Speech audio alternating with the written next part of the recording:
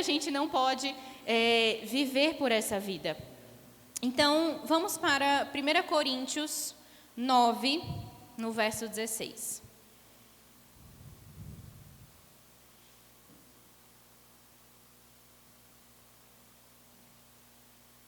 Isso. Se anuncio o Evangelho, não tenho de que me gloriar, pois sobre mim pesa essa obrigação, porque ai de mim se não pregar o Evangelho.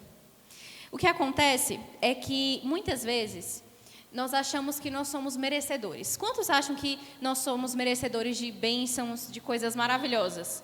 É isso que a gente pensa, certo? Mas se a gente for prestar muita atenção, a única coisa que nós somos merecedores de verdade era a morte. Pensa comigo. Por causa do pecado de Adão e Eva, o homem ficou distante de Deus e o salário do pecado é a morte. Então, se você estava em pecado, tudo que você merecia era a morte e a morte eterna. A partir do momento que Jesus vem e te salva, Ele te trouxe a vida eterna. Então, Deus ele não te deu aquilo que você merecia pela tamanha graça que Ele tinha. E depois que a gente recebe a graça do Senhor, talvez a gente possa pensar, não, então eu sou merecedor de todas as coisas. Mas eu queria te dizer que a gente não pode viver uma vida com Cristo, viver o cristianismo como uma forma material, como as pessoas vivem. Como as pessoas que lá fora elas estão vivendo, elas estão atrás de quê? Atrás do que comer, atrás do que vestir e atrás de ajuntar mais dinheiro, mais bens e mais bens. Se a nossa mentalidade for essa, significa que nós não estamos marcados pelo propósito. Se o nosso maior objetivo na vida é ter coisas, e coisas que, como a palavra de Deus diz, que a traça e a ferrugem corroem. Então eu quero te dizer nessa noite que nós precisamos aprender que a segunda marca do propósito é que nós vamos ter que perder para ganhar. Você vai precisar perder a sua vida, perder as suas vontades, para que você possa ganhar em Deus tudo aquilo que Ele separou para você viver. Temos poucos améns. Eu sei que a palavra é difícil, mas é a palavra de Deus. E ela é viva e eficaz. Eu quero ler com você Mateus 16, no verso 24 até o verso 26.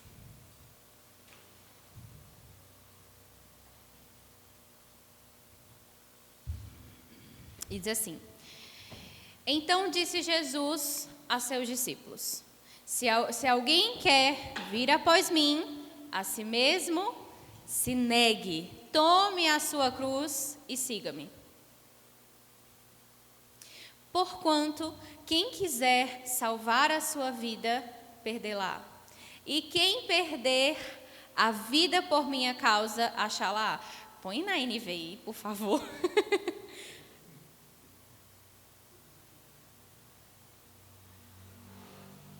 Perdê-la e achá-la. É muito estranho falando, né?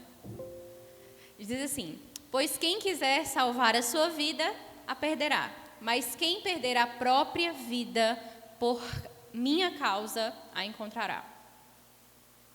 Pois que adianta o homem ganhar o mundo inteiro e perder a sua vida? Ou o que pode dar o homem em troca da sua vida?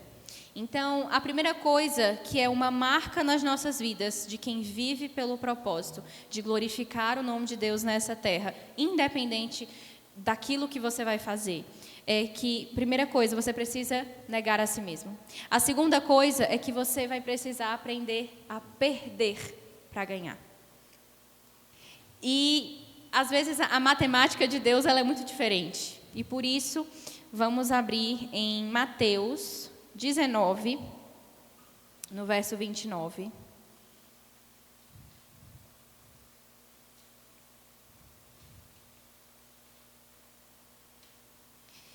E todo aquele que tenha deixado casa, irmãos, irmãs, pai, mãe, esposa, filhos ou campos, por causa do meu nome. Receberá 100 vezes mais e herdará a vida eterna.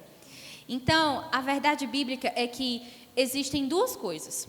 Ou você pode ganhar a sua vida e falar assim, não, eu vou viver para conseguir ganhar todas as riquezas e herdar tudo que eu tiver que herdar. E o meu propósito, o chamado que o Senhor tem para a minha vida, eu vou deixar em segundo plano. E aí, quando eu tiver uma oportunidade, um tempo, uma folga, um feriado, aí eu encontro tempo para Deus. Ou você faz ao contrário. Ou você perde a sua vida, ou você coloca o Senhor como prioridade e você receberá 100 vezes mais nessa terra e ainda na vida eterna. Entenda que tudo que você produz aqui, com a força do seu braço, só serve para essa vida. Mas tudo aquilo que nós construímos em Deus não serve apenas para essa vida, mas ainda para a vida eterna.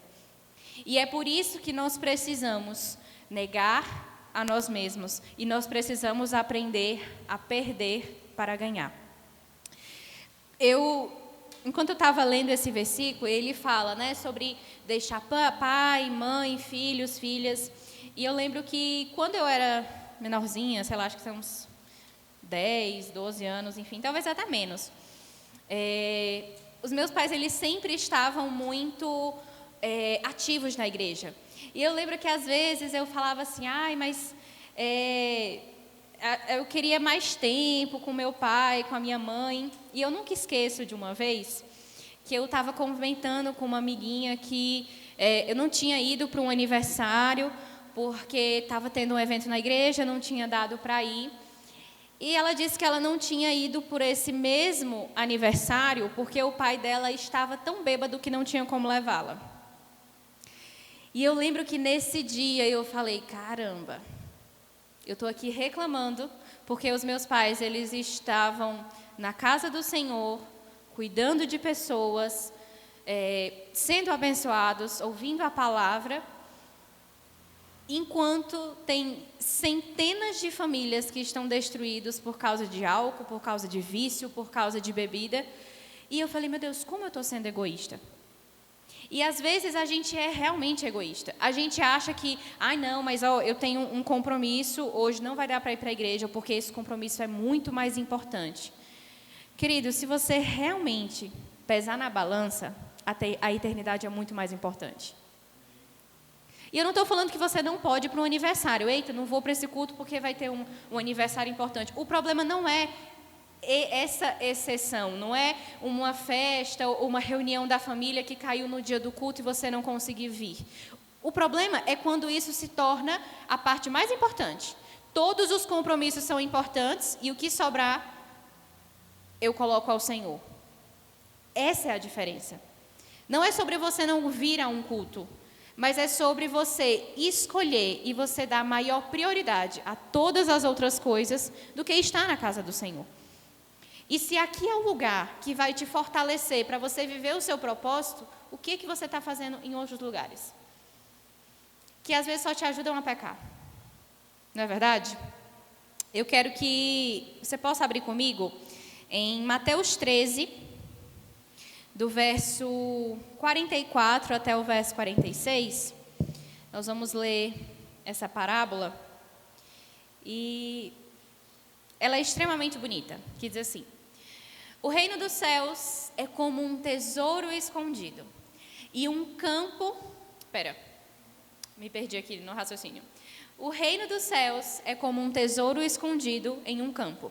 Certo homem, tendo-o encontrado, escondeu-o de novo e então, cheio de alegria, foi e vendeu tudo o que tinha e comprou aquele campo. O reino dos céus também é como um negociante que procurava pérolas preciosas. Encontrando uma pérola de grande valor, foi, vendeu tudo o que tinha e a comprou. Essa parábola, ela diz exatamente que não existe nada mais precioso do que a presença de Deus. Não existe nada mais precioso do que você viver o seu propósito. Então, é um negociante, ele estava à procura de pérolas e quando ele encontrou, eu imagino essa parábola como alguém que encontra algo tão precioso que fala assim: vale a pena vender tudo que eu tenho para conseguir isso aqui. Vale a pena deixar todas essas coisas para apenas ter isso. E eu quero te dizer que vale muito a pena você deixar todas as coisas para você viver para o Senhor.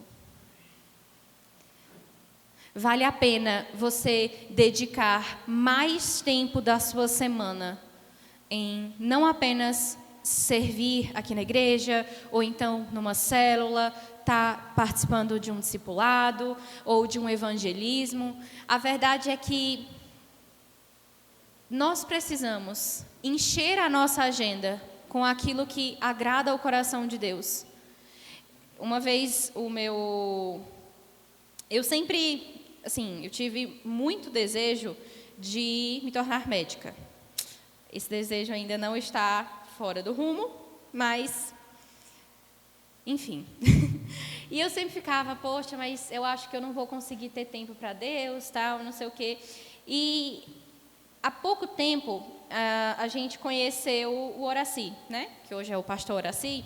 E, gente, esse homem é médico e ele dá plantão a semana inteira. 24 horas, plantão de 24 horas, porque ele trabalha em 3 lugares diferentes. E não é nem dentro de Recife, é em outra cidade. E eu parei, eu falei assim, gente... E assim, ele simplesmente, além de ter toda a correria da vida dele, ele tava, um jovem falou assim, não, líder, é porque eu não tenho tempo para Deus. Ele falou assim, cara, eu trabalho em 3 lugares diferentes. Eu sou casado, eu tenho uma esposa, eu ainda tenho tempo para o Senhor. E você quer dizer que você é um jovem, que você só estuda, você não trabalha, você mora perto da igreja e você diz que você não consegue se organizar para vir para a igreja? Gente, não é a quantidade de compromisso, é a prioridade. E é por isso que ele encontra tempo para servir a Deus. Porque a prioridade é servir a Deus.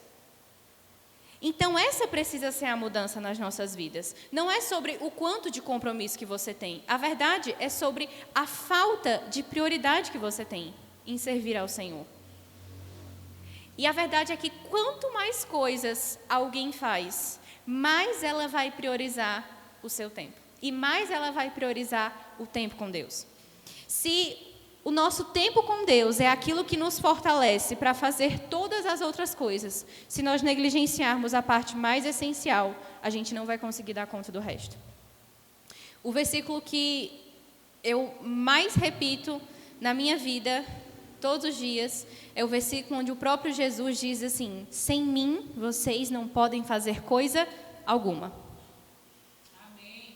E essa é uma marca que precisa estar nas nossas vidas, que nada é mais precioso do que o propósito que o Senhor me criou para fazer. E que sem Ele eu não posso fazer coisa alguma. Amém. E quando a gente entender que sem Ele a gente não consegue viver um só dia, sem a graça, sem a misericórdia, sem a presença dEle, sem Ele verdadeiramente nas nossas vidas, aí você vai entender o que é ser marcado pelo propósito. Porque sem Ele você já não consegue mais viver.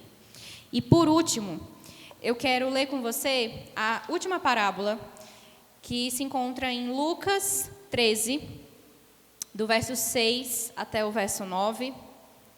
Essa não é uma parábola muito conhecida, mas é uma parábola que eu gosto muito, porque ela fala sobre a paciência e a misericórdia de Deus com nós. E a gente precisa realmente muita paciência.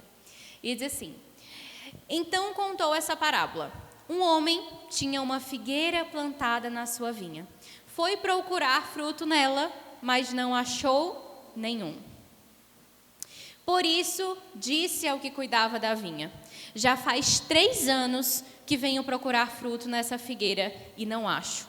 Corte-a. Por que deixá-la ocupar a terra? E o homem respondeu: Senhor, deixe-a por mais 1 ano, e eu a cavarei ao redor dela e a adubarei. Talvez dê fruto, no caso já é a resposta do homem, né? Talvez dê fruto no futuro. Caso contrário, corte. Essa parábola, esse jardineiro é a representação de Cristo. Então imagina que Jesus, ele chega e ele diz assim: tá tudo certo. Essa figueira, ela não deu fruto por 3 anos, mas eu vou adubar, eu vou cuidar e ela vai ter uma segunda chance.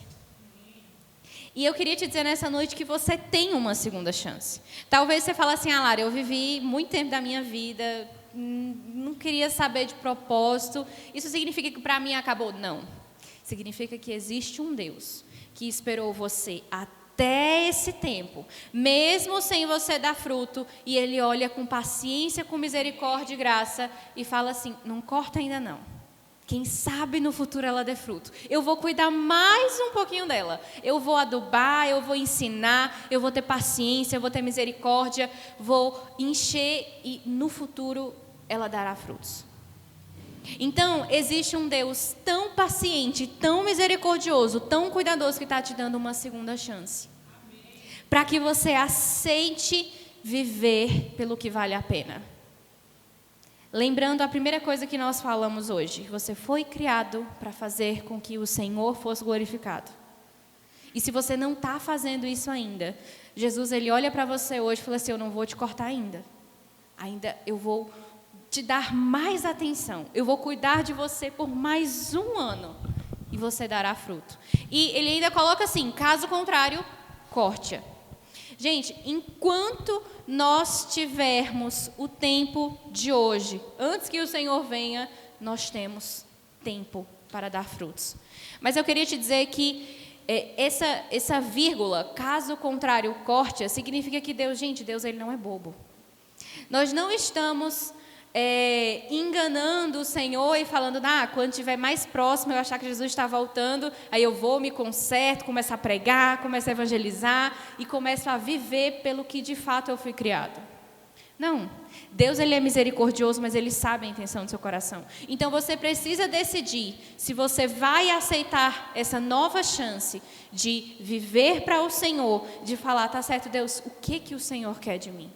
O que o Senhor me falar, eu vou fazer. Mas não ache que o tempo da misericórdia de Deus, ela vai durar para sempre. Não espere que Jesus vai ficar esperando até os seus 90 anos de idade, para que então você tenha o estalo e fale: eu vou viver para o Senhor. Mas eu queria pedir para que você ficasse de pé nessa noite, para que você fechasse os seus olhos. E para que você entenda que existe um Deus que Ele quer te dar uma nova chance, para que você consiga negar a si mesmo, para que você consiga perder para ganhar, para que você entenda que nada é mais precioso do que fazer a vontade do Senhor, para que você entenda que nada nesse mundo pode ter mais a sua alegria e mais a sua dedicação do que aquilo que é eterno. Não se esqueça, a vida é passageira, você não sabe se você acorda amanhã. Alguém tem a certeza que acorda amanhã? Porque eu não tenho. Todas as noites, quando nós dormimos, a gente não sabe se a gente vai levantar. Só que, às vezes, a gente vai vivendo como se, não, vai dar tempo. Não, eu vou conseguir, no meio da minha loucura, eu vou achar tempo para Deus. Não é assim que acontece. Você não encontra tempo para Deus. Você cria tempo para Deus. Você tira coisas que não são importantes para fazer com que aquilo que é importante, que é o Senhor, que é a sua palavra, que é o tempo com Deus, que é o servir, que é o fazer o que o Senhor te chamou para fazer nessa terra. Amém? Feche os seus olhos. Escuta esse louvor. Ele é um louvor muito forte, onde muitas vezes nem eu mesma tenho coragem de cantá-lo, porque ele fala sobre uma vida que abre mão de todas as coisas. Mas mesmo que você ainda não esteja vivendo isso em toda a totalidade, que a sua oração seja essa canção, de que você quer realmente abrir mão da sua própria vida, para que o propósito do Senhor na sua vida se cumpra. Amém?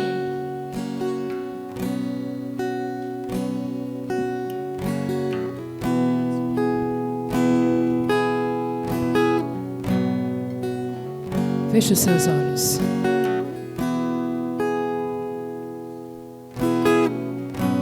A quem tenho eu no céu, além de ti.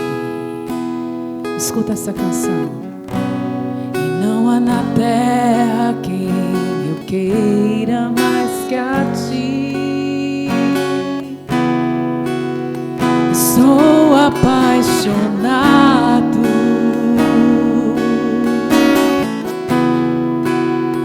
desesperado de amor,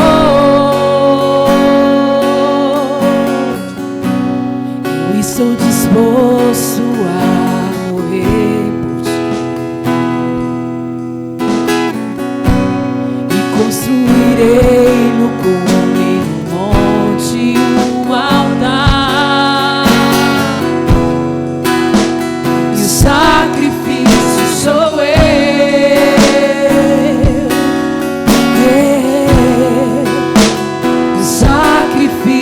Sou eu, abro mão dos meus sonhos, abro mão dos meus planos, abro mão da minha vida hoje,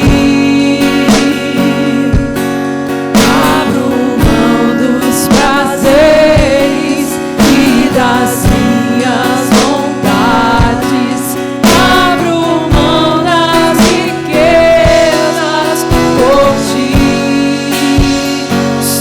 Apaixonado, que fazer? Onde se só tu tens as palavras de vida eterna? O que fazer? Pra onde ir se só tu tens as palavras de vida eterna? Que fazer? Pra onde ir se só tu tens as palavras de vida eterna? O que fazer? Pra onde ir? De só tu tens as palavras de vida eterna.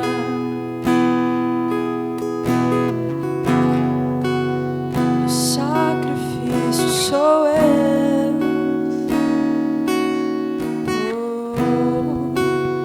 O sacrifício sou eu. Aleluia. Amém. Quantos teriam, querido? Você teria coragem de fato fazer um sacrifício para Deus? Poxa, pastor, é difícil. Quando a gente fala para renunciar a pequenas coisas, se eu não aprender a renunciar às pequenas coisas, pode manter esse louvor, eu nunca vou aprender a renunciar às grandes. Amém? Se eu não aprender a renunciar às pequenas coisas, a, por exemplo, dedicar o meu domingo, por exemplo, para estar na igreja, para estar no culto, se eu não aprender a dedicar essas pequenas coisas, eu nunca vou conseguir fazer grandes coisas. Sabia disso? A Bíblia diz que uma rainha chamada Esther, na verdade ela era uma mulher comum, uma mulher normal, que Deus a colocou na posição de rainha. E em certo momento o povo judeu passou por uma grande dificuldade, e Esther era a única que conseguiria entrar para falar com o rei, para que o povo não desfalecesse. Só que tinha um detalhe: naquele povo, naquela época, tinha uma regra: ninguém podia entrar para falar com o rei sem que o rei chamasse. O rei tinha que chamar. E alguém chegou para ela e disse: Esther, você precisa fazer alguma coisa. E ela disse: meu tio, faz 30 dias que o rei não me chama. E se alguém entrar para falar com o rei sem que ele chame, o castigo, né, o julgamento pode ser o quê? Morte. Aí o tio dela mandou uma carta para ela, escreveu para ela e disse: olha, se você não fizer nada, Deus vai levantar outra pessoa para fazer no seu lugar. Agora você e sua família vão ter o mesmo fim. Aí ele falou assim: quem sabe, se não foi para esse tempo, se não foi para esse momento, se não foi para esse, se for necessário o sacrifício, que Deus te levantou para ser rainha. Ela disse: pois eu vou fazer. Se eu tiver que morrer, que eu morra. Amém. Deus deu graça, querido. Fez tudo o que ela queria. Levou o povo e ela ainda continuou na posição que tinha. Amém. Mas por quê, pastor? Porque ela estava disposta a se sacrificar. Como a gente cantou agora, ela disse: se o sacrifício tiver que ser eu, que seja. Mas eu vou entrar na presença do rei, eu vou fazer aquilo que tem que ser feito. Amém? Como é que eu começo, pastor? Sacrificando pequenas coisas na sua vida.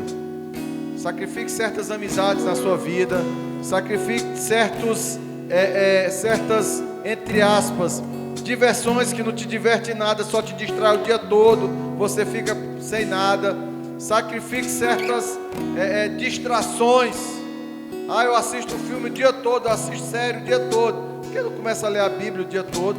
Por que não assiste um filme bíblico, por exemplo, já que gosta tanto de assistir filme e tem tantos filmes dessa forma? Você vai sacrificando pequenas coisas para que você vá sendo treinado e treinado, para que um dia, quando você precisar sacrificar grandes coisas, você vai sacrificar. Amém? Amém? Em nome de Jesus. Sacrifique certas comidas. Começa a jejuar uma vez por semana. Para quando tiver que jejuar o dia inteiro, você já está treinado para jejuar o dia inteiro. Amém? Aprenda mais, para quando tiver que ensinar as pessoas, você ter que ensinar as pessoas.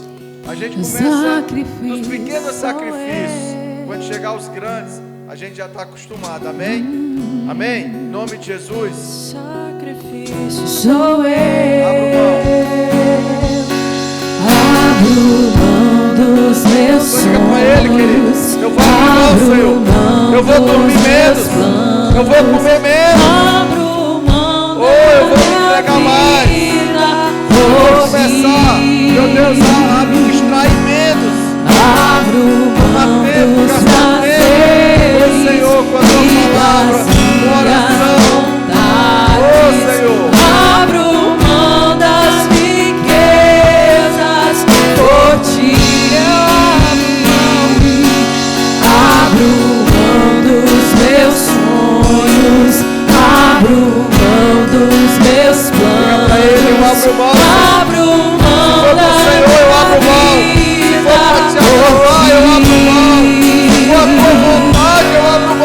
Abro mão dos prazeres e das minhas vontades. Abro mão das riquezas por ti. Tô apaixonado. Aleluia. Desesperado de amor. Oh, querido. A palavra diz: aonde está o meu e o teu tesouro, aí estará o meu e o seu coração. Amém?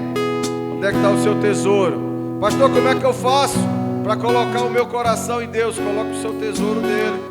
Coloque como algo, a coisa mais preciosa.